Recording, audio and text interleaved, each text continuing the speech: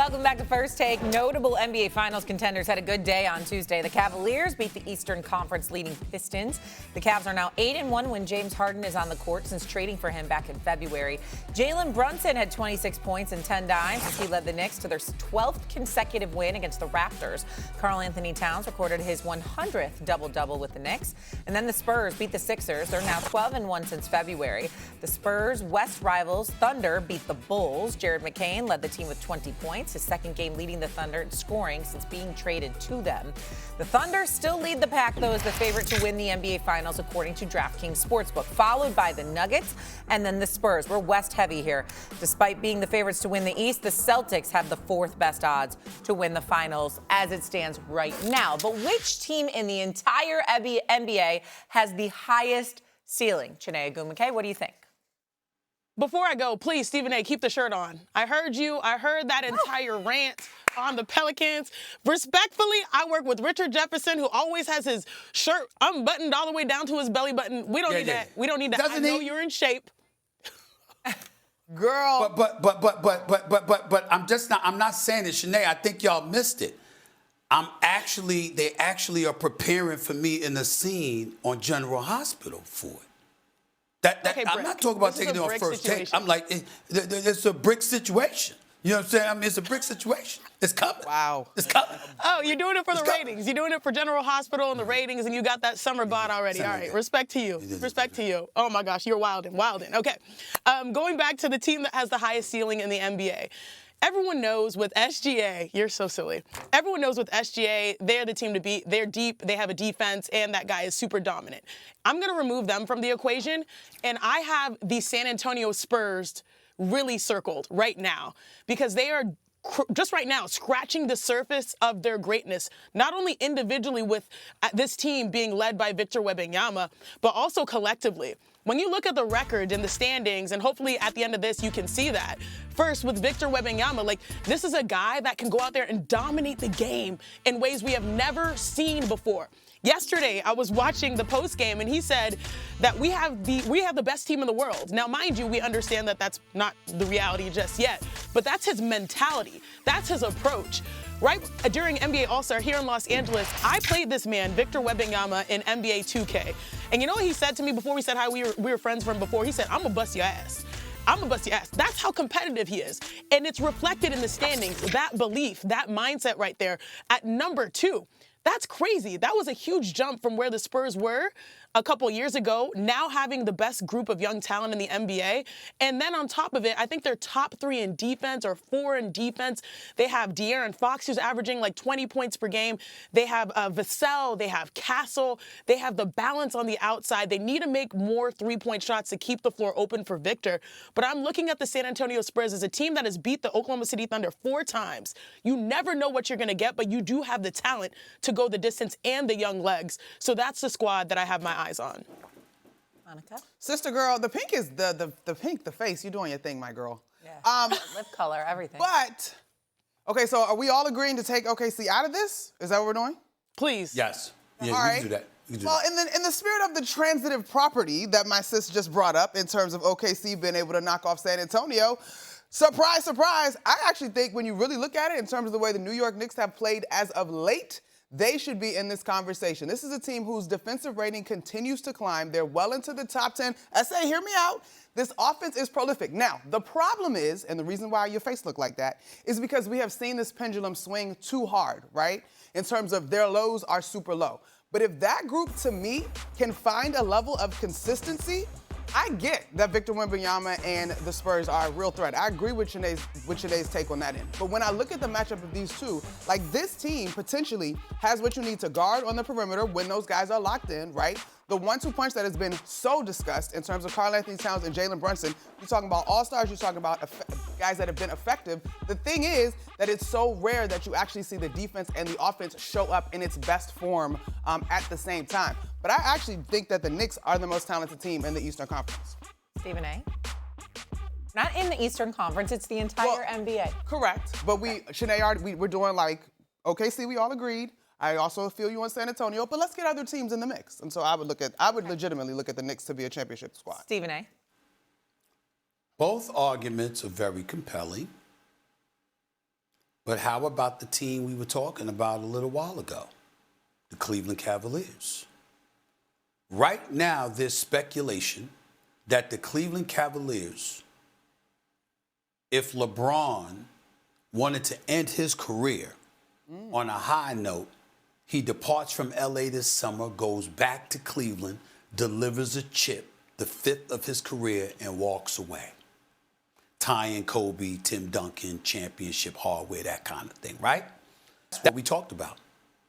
What if it doesn't come to that because Donovan Mitchell and James Harden steps up and propels the Cleveland Cavaliers to a championship? What if that happens? What if that happens with Allen and Mobley in the lineup? With this guy Tyson hitting some threes, you know, with some of the pieces that they already have in place. What if Cleveland ends up winning a championship? Think about what that would do with the franchise. And think about what that would do with the rest of us, because we were looking forward to LeBron possibly going back to Cleveland, and now that wouldn't be necessary because they'd won without him. What about that? I think that makes for an incredibly compelling story as well. I get what you're saying about San Antonio. I get what you're saying about the Knicks. But we saw a Cleveland Cavaliers team with Cat sitting out inexplicably during the playoffs last year. We saw James Harden, before he arrived, not showing up in big games, meaning performing at a high level. And now he's in Cleveland, replacing Darius Garland. What if the Cleveland Cavaliers ascend to that point? That's a really, really interesting story. I can't knock Stephen A. How are we defining ceiling? Stephen A. I feel you. Just like your impeccably tailored suit today, you are giving stark contrast to the way that we started this show. Period. Because you were solo on the Cleveland Cavaliers to start. And now you're saying that they have the highest ceiling. Time out. Time out. That's exactly falling in line. In other words, I'm low on them right now. So if they won the championship, how high can you go? Which team has the highest ceiling? I'm saying if they pulled that off based on what we just finished talking about, that would be an incredibly big thing. Yeah. My ceiling is predicated not just on this year potentially being a surprise team and challenging the contenders in the West, but also this San Antonio Spurs team is set up for years to come. Oh, wait, time out. They built it. Whoop, whistle. Yeah, Time out. How are we defining ceiling? The ceiling is the NBA championship. Of this season. Of this season. I thought the Which championship team this could win season. the championship? Who changed the narrative now? Yeah, I think I agree a little bit more with Stephen A. in terms of this season. I think the Spurs are very close to what they're going to be this year. I think they're close to what they're going to be this year. But I think those other two teams, we done seen some lows with them. Look, the way I define ceiling, maybe as the tallest person here, okay? The way I define ceiling is that plenty of room to surprise you, meaning this is a team that people come in with maybe a little bit lower expectation, but they can surprise you. And we've seen over the course of the regular season that this San Antonio Spurs team can surprise you. Wemby is in the MVP conversation and is likely the favorite for Defensive Player of the Year. He had 10 points yesterday. Do you know what he was on the floor? He was a plus 41. Ooh. So I look at teams with a lot of room where they can grow and also surprise you. We already know that the Cleveland Cavaliers, they have the pieces to be contenders. We already know that the Cleveland Cavaliers, if they play to their potential, they can come out of the Eastern Conference and make it to an NBA Finals. To me, the room that San Antonio not only has to show how good they can be for now and also the year to come, that's what I was going by ceiling. No one's going to say the Celtics. Well, you're going by... No one's going to say the Celtics. So here? we only had to pick one, Shae. We only had to pick one. I can make an argument for a bunch, though. But I think that's a fair call-out on your part. I mean, the highest ceiling. They have the most unknown ceiling, too. We're talking about the championship this year. And with the reservations that we have, we watch Wembanyama be the generational talent that he is and affect and infect this league in ways that we haven't seen before, okay? So you got to pay attention to the Spurs. And plus, they beat OKC 4 out of 5 meetings. So you take all of that into consideration. With the Cleveland Cavaliers, we've been talking about Boston. We've been talking about New York. We've been talking about Detroit. We didn't really look at them and give them the level of consideration they may warrant because we know they haven't earned it yet. They got to do it in the postseason. If they did that and they made a run and they ended up winning the championship, I mean, that's a huge freaking deal compared to what we were thinking about them just days ago. But Shae might be right with Boston. Shae, you might actually be right. they can add an All-NBA player. They're already 2 at the East. They make more threes than the Thunder right now. They out-rebound more than the Thunder right now. We got ceiling all jacked up. We're not doing this right. I don't care. Maybe not, but hey, Eminem, it's fluid. It's fluid. That's all it is. It's okay. It's okay. With the Celtics tonight, with the Celtics, Shae, here's the ceiling for them. If you won the championship, if Jason Tatum didn't come back, and you made a run and won the championship, that would be crazy. That would be crazy. That would exceed Detroit, New York, Cleveland, San Antonio, OKC. That would exceed everybody. If Jaylen Brown led this Boston Celtics team to an NBA championship, no Jason Tatum, no Kristaps Porzingis, no Drew Holiday, and you lead them to an NBA championship without Tatum? Oh, my Lord. Oh, my Lord. I mean, they don't get bigger than that. Well, Kata has entered the chat. So don't get bigger than that. Jaylen Brown. Don't tell Joe Mazzulla. That's why, I just let him. Needed a fourth-quarter rally to squeak out a win against the Pelicans last night. The Pels had an 8-point lead just over halfway through the fourth quarter before the Lakers went on a 14-0 run to take control. Lakers coach J.J. Redick spoke post-game about the comeback win. Frankly, that's not a win we've had since probably November, where we're down. A lot of those early wins when we started 15-4, we had a number of double-digit deficits in the second half and just stuck with it and kept playing. And it was a good win for our group to be able to do that again. Yeah, a clutch time win. It was good to see the Lakers pull it out. Didn't matter who that was against. Stephen A., is there anything the Lakers can do to convince you that they are a contender this year? Well, they can play some defense, and they could get DeAndre Ayton to act like he has a pulse. Those two things stand out in my mind. That's not the only thing they could do, but certainly that would go a long way. DeAndre Ayton, he's an island man, He's from the Bahamas and all that stuff, and he is somebody that makes you feel like half the time he's walking on the beach, or he thinks he's walking on the beach. He's just that lackadaisical, that relaxed, no urgency whatsoever. And you can't have that from a 7-footer with the talent that he has. Nevertheless, it exists. Defensively, what are they, 22nd in efficiency, 26th in field goal percentage allowed? This is not an impressive defense. This is a defense that can barely stop a cold on too many occasions, unfortunately. That puts more pressure on LeBron, AR, and Doncic to be more efficient and to do what they do. And that's unfortunate because I think they have the offensive firepower to compete with anybody. They're number 1 in the NBA in field goal percentage, so they can make some shots. The issue is that you can't stop others from making their shots. And that's really, really the problem. So I would say defense and a center that has a pulse. That would help. Janae. You got to come at my man, though. I mean, more productivity. Go ahead, Money.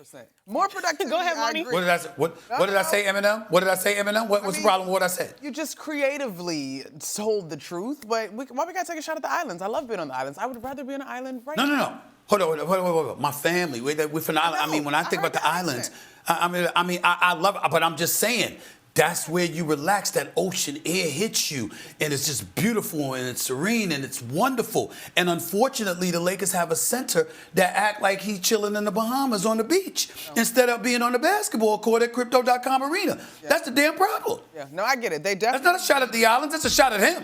For fair, they definitely need more productivity on their interior for sure. I just don't think this team has enough size in general to go to bat in the West. Now, if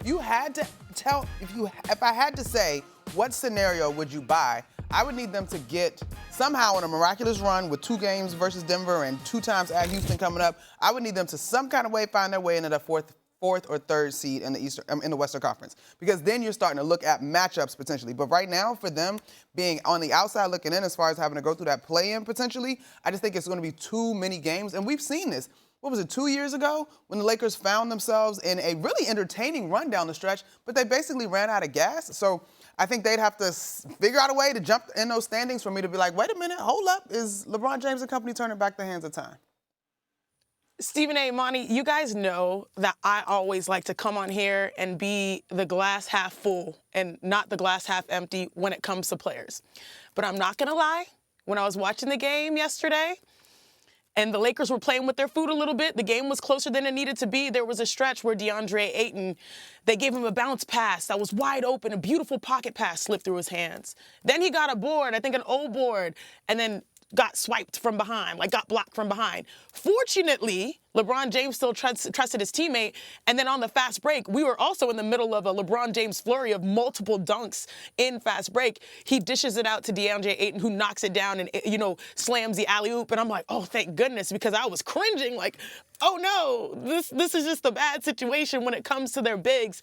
And my answer is that, Again, I played for the Los Angeles Sparks. I understand the city, Los Angeles. It's been embedded in my family. This is my home right now. When you wear the purple and gold, you have the expectation to always say we are going to be a championship team sooner now than rather later. But this is just not the team by design, by construction. It's unfortunate, and you're right. Defense is the biggest issue. The late, great Pat Summitt said, offense sells tickets, defense wins games, rebounding wins championships. Contenders can play defense and rebound. The offense, the scoring, that's beautiful, that's sexy. They're currently 28th in rebounding, 23rd in defense. And then when we go to offense, they're 23rd or so in made threes per game, where that's where you're supposed to have some of the best, backcourt. You have LeBron James spotting up. You have Austin Reeves that can create a shot and create for others. And then you have Luka Doncic, who, mind you, I think he's pacing the NBA right now in points. The storyline should be, can Luka take the season and win MVP? But instead, everything is being undersold. So it's hard for me to say that they are contenders, even though they're in the mix and they're solidified right now in the playoff and not play-in. Yeah, well, you're not wrong about that. And I think the other thing to bring up is that you mentioned, remember, with LeBron, with AR, and with Luka, they're all scorers, not shooters. Mm-hmm. Like, you can't rely on their three-point shooting to be money. You can rely on them to put the ball in the hole on a frequent basis or night in, night out. But to shoot from three, sometimes it's on, sometimes it's off. That's just the way that it is with them. And when you combine that with the fact that their defense is horrid and that JJ needs their offense because he knows their defense is horrid, that puts even more pressure on the offense to be efficient, which obviously deflates some expectations as well. So all of that stuff works hand in hand. Yeah, that's unfortunate. LA has the night off tonight. Obviously, they're coming off a win over the Pelicans last night where they rallied late. I'm so surprised. I'm so surprised. Went over the Pelicans. I'm so surprised. Go ahead. I'm on